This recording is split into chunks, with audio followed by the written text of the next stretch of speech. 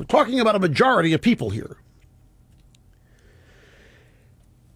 The Heritage Foundation, in its Morning Bell blog this past week, had a interesting post called Beware the Taxmageddon. In a mere 271 days, you and your fellow Americans will be hit with a tax increase the likes of which this country has never seen. The Washington Post aptly called the unprecedented $494 billion tax increase Taxmageddon. The Washington Post called it that. The Federal Reserve Chairman, Ben Bernanke, described it as a massive fiscal cliff. Whatever your preferred imagery, it's a really big deal.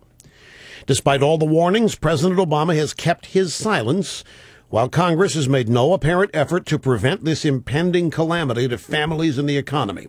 The prevailing wisdom is that something will get done in a lame duck session of Congress after the election. But why wait, and why after the election? Here's why you should be worried. For starters, remember that this is the same president who in 2009 promised if your family earns less than $250,000 a year, you will not see your taxes increased a single dime. That's a vow that he has broken, and in 2013, things are going to get even worse if this year Obama doesn't lead and Congress doesn't act. Katie, bar the door. There's big trouble in store. The tax man will not draw his billions from the American taxpayer with just one big needle. The massive tax increase will be the product of tax policies expiring in 7 different categories, on top of 5 new Obamacare tax increases taking effect. Grand total, 12 new tax increases coming. And here are some of the details. Almost 34% of the tax increase from Taxmageddon comes from the expiration of the Bush tax cuts. These cuts are best known for reducing marginal income tax rates, but they also reduced the marriage penalty. The Bush tax cuts increased the child tax credit. The Bush tax cuts increased the adoption credit. The Bush tax cuts increased tax breaks for education costs and dependent care costs. That's all gone when they expire. Another 25% of Taxmageddon comes from the expiration of the once temporary payroll tax cut. Now, the expiration of the patch on the alternative minimum tax, which would raise the income threshold over which families qualify for the AMT to prevent middle-income families from paying this tax, supposed to only impact the rich, accounts for 24% of the total potential 2013 tax increase.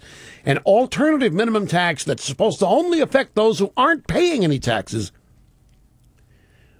will affect so many Americans that 24% of the largest tax increase in history will come from the AMT hitting more people than ever before. The balance of the tax increases come from new taxes under Obamacare, the expiration of tax cuts in the 2009 Porculus bill, the expiration of a group of policies known as tax extenders, goes on and on and on. But it's huge.